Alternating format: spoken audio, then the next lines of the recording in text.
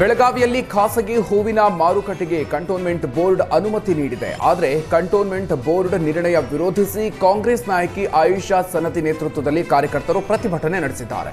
ಈಗಾಗಲೇ ಬೆಳಗಾವಿಯ ಅಶೋಕನಗರದಲ್ಲಿ ಸರ್ಕಾರಿ ಹೂವಿನ ಮಾರುಕಟ್ಟೆ ಇದೆ.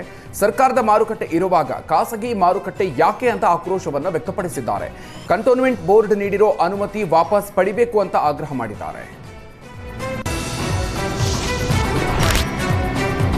ಮೈಸೂರಲ್ಲಿ ಕೇರಳದ ಲಾಟರಿ ಟಿಕೆಟ್ ಮಾರಾಟ ಮಾಡ್ತಾ ಇದ್ದ ಇಬ್ಬರು ಆರೋಪಿಗಳನ್ನ ಪೊಲೀಸರು ವಶಕ್ಕೆ ಪಡೆದುಕೊಂಡಿದ್ದಾರೆ. ಬಂಧಿತರಿಂದ 65,000 ಮೌಲ್ಯದ ಲಾಟರಿ ಟಿಕೆಟ್ ಅನ್ನು ವಶಕ್ಕೆ ಪಡೆದಿದ್ದಾರೆ. ಅರುಣ್ ಹಾಗೂ ಸ್ವಾಮಿ ಎಂಬ ಆರೋಪಿಗಳು ಪಿರಿಯಾಪಟ್ಟಣದಲ್ಲಿ ಲಾಟರಿ ಟಿಕೆಟ್ ಮಾರಾಟ ಮಾಡ್ತಾ ಇದ್ರು. ಇನ್ನು ಖಚಿತ ಮಾಹಿತಿ ಮೇರೆಗೆ ದಾಳಿ ನಡೆಸಿರುವಂತಹ ಪೊಲೀಸರು ಅರುಣ್ ಬಳಿ 33,000 ರೂಪಾಯಿ ಮೌಲ್ಯದ ಲಾಟರಿ ಟಿಕೆಟ್ ಹಾಗೂ 20,000 ನಗದು, ಜೊತೆಗೆ ಸ್ವಾಮಿಯಿಂದ 33,000 ಮೌಲ್ಯದ ಲಾಟರಿ ಟಿಕೆಟ್ ಹಾಗೂ 2,930 ನಗದನ್ನು ವಶಕ್ಕೆ ಪಡೆದುಕೊಂಡಿದ್ದಾರೆ. ಪಿರಿಯಾಪಟ್ಟಣ ಪೊಲೀಸ್ ಠಾಣೆಯಲ್ಲಿ ಈ ಕುರಿತಾಗಿ ಪ್ರಕರಣ ದಾಖಲಾಗಿದೆ. ದಕ್ಷಿಣ ಕನ್ನಡ ಜಿಲ್ಲೆಯ ಬೆಳ್ತಂಗಡಿಯ ಬಳಂಜ ಶಾಲಾ ಮಕ್ಕಳನ್ನ ಅಧ್ಯಯನ ಪ್ರವಾಸಕ್ಕೆ ಅಂತ ಶಿಕ್ಷಕರು ಗೂಡ್ಸ್ ವಾಹನದಲ್ಲಿ ಕರ್ಕೊಂಡು ಹೋಗಿದ್ದಾರೆ. ರಸ್ತೆ ಸುರಕ್ಷತಾ ಕ್ರಮಗಳನ್ನು ಮರೆತು ಕಾನೂನು ಬಾಹಿರವಾಗಿ ಸರಕು ಸಾಗಣೆ ಮಾಡುವ ರೀತಿಯಲ್ಲಿ ಪಿಕಪ್ ಮತ್ತು ಟಿಪ್ಪರ್ ವಾಹನದಲ್ಲಿ ಮಕ್ಕಳನ್ನ ಪ್ರವಾಸಕ್ಕೆ ಕರ್ಕೊಂಡು ಹೋಗಿದ್ದಾರೆ. ಇನ್ನು ಜೇನು ಕೃಷಿ ಅಧ್ಯಯನ ಮಾಡೋದಕ್ಕೆ ಶಾಲಾ ಮಕ್ಕಳನ್ನ ಗೂಡ್ಸ್ ವಾಹನದಲ್ಲಿ ಕರೆದೊಯ್ದಿದ್ದು ಶಿಕ್ಷಕರ ನಡೆಗೆ ಪೋಷಕರು ಆಕ್ರೋಶವನ್ನು ವ್ಯಕ್ತಪಡಿಸಿದ್ದಾರೆ. ಬಳಂಜದ ಹಿರಿಯ ಪ್ರಾಥಮಿಕ ಶಾಲೆಯ ಪ್ರಭಾರ ಮುಖ್ಯೋಪಾಧ್ಯಾಯ ಕಿರಣ್ ವಿರುದ್ಧ ಆಕ್ರೋಶ ವ್ಯಕ್ತಪಡಿಸಲಾಗಿದೆ.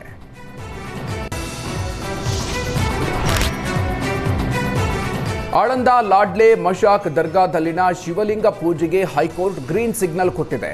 ಕಲಬುರಗಿ ಹೈಕೋರ್ಟ್ ಏಕಸದಸ್ಯ ಪೀಠ ಶಿವಲಿಂಗ ಪೂಜೆಗೆ ಅವಕಾಶ ನೀಡಿ ಆದೇಶ ಹೊರಡಿಸಿದೆ. ಫೆಬ್ರವರಿ 15ಕ್ಕೆ ಮಹಾಶಿವರಾತ್ರಿಯಂದು ಮಧ್ಯಾಹ್ನ 2 ಗಂಟೆಯಿಂದ ಸಂಜೆ 6 ಗಂಟೆಯವರೆಗೆ ಪೂಜೆಯನ್ನು ಸಲ್ಲಿಸೋದಕ್ಕೆ ಅವಕಾಶವನ್ನು ನೀಡಲಾಗಿದೆ. ಶಿವಲಿಂಗಕ್ಕೆ ಪೂಜೆಯನ್ನು ಸಲ್ಲಿಸಲು ಅನುಮತಿ ನೀಡುವಂತೆ 15 ಜನ ಹಿಂದೂಗಳು ಕಲಬುರಗಿ ಹೈಕೋರ್ಟ್ ಪೀಠಕ್ಕೆ ಅರ್ಜಿಯನ್ನು ಸಲ್ಲಿಸಿದ್ರು. ಆದರೆ ಪೂಜೆಗೆ 15 ಜನ ಯಾಕೆ ಬೇಕು, ಒಬ್ಬರು ಸಾಕಲ್ವಾ ಅಂತ ಏಕಸದಸ್ಯ ಪೀಠ ಪ್ರಶ್ನೆ ಮಾಡಿದೆ.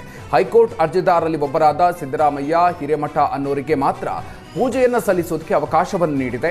ಒಂದು ವೇಳೆ ಕಾನೂನು ಸುವ್ಯವಸ್ಥೆ ಉಲ್ಲಂಘಿಸಿದರೆ ಕಠಿಣ ಕ್ರಮ ಕೈಗೊಳ್ಳುವಂತೆ ಸೂಚನೆಯನ್ನ ಹೈಕೋರ್ಟ್ ನೀಡಿದೆ.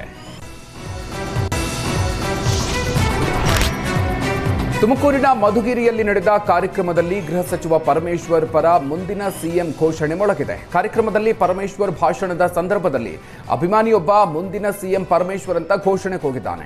ಈ ವೇಳೆ ಕಾರ್ಯಕರ್ತನಿಗೆ ಪರಮೇಶ್ವರ್ ತೆಲುಗಿನಲ್ಲಿ ಗದರಿಸಿದ್ದಾರೆ. ನಾನು ಸಿಎಂ ಆಗ್ಬೇಕಂತೆ, ಸುಮ್ಮನೆ ಬಾಯಿ ಮುಚ್ಚು ಅಂತ ಗದರಿದ್ರು.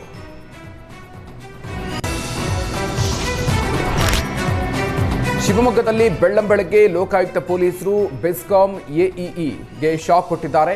ಬೆಸ್ಕಾಂ ಎಡಬ್ಲ್ಯೂಇ ಅರ್ಜುನ್ ಮನೆ ಹಾಗೂ ಫಾರ್ಮ್ ಹೌಸ್ ಮೇಲೆ ದಾಳಿಯನ್ನು ನಡೆಸಿದ್ದಾರೆ. ಬೆಸ್ಕಾಂ ಸಿವಿಲ್ ವಿಭಾಗದ ಎಡಬ್ಲ್ಯೂಇ ಆಗಿದ್ದ ಅರ್ಜುನ್ಗೆ ಸಂಬಂಧಿಸಿದ ಶಿವಮೊಗ್ಗದ ವಿಜಯನಗರ ಮತ್ತು ಗೋಪಾಲಗೌಡ ಬಡಾವಣೆಯಲ್ಲಿರುವ ನಿವಾಸಗಳ ಮೇಲೆ ದಾಳಿಯನ್ನು ನಡೆಸಿ ದಾಖಲೆಗಳ ಪರಿಶೀಲನೆಯನ್ನು ನಡೆಸಿದ್ದಾರೆ.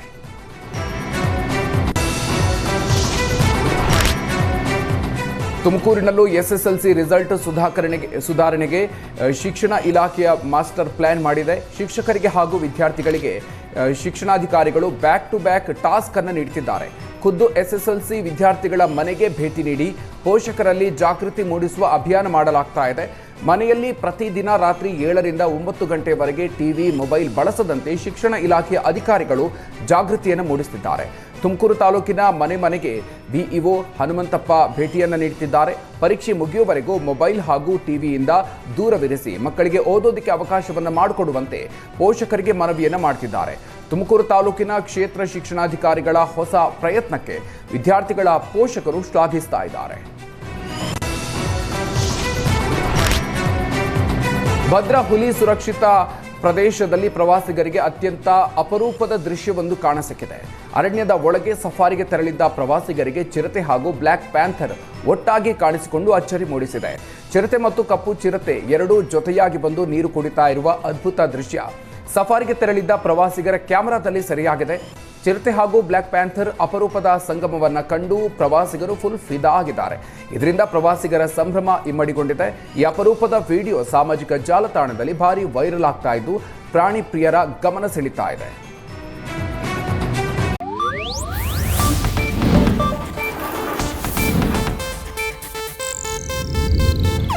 ಇದು ಏಷ್ಯಾನೆಟ್ ನ್ಯೂಸ್ ನೆಟ್ವರ್ಕ್ ಪ್ರಸ್ತುತಿ.